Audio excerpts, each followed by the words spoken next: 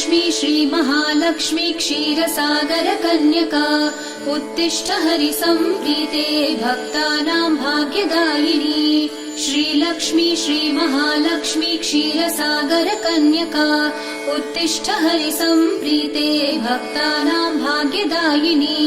उत्तिष्ठोत्तिष्ठ श्रीलक्ष्मी विष्णुवक्षस्थलालये उत्तिष्ठ करुणापूर्णे लोकानां शुभदायिनी। उत्तिष्ठोत्तिष्ठ श्रीलक्ष्मी विष्णुवक्षस्थलालये उत्तिष्ठ करुणापूर्णे लोकानां शुभदायिनी। श्रीपद्ममध्यवसिते वरपद्मनेत्रे श्रीपद्महस्तचिरपूजित पद्मपादे श्रीपद्मजात जननी शुभपद्मवक्त्रे श्रीलक्ष्मी भक्तवरदे तव सुप्रभातम्।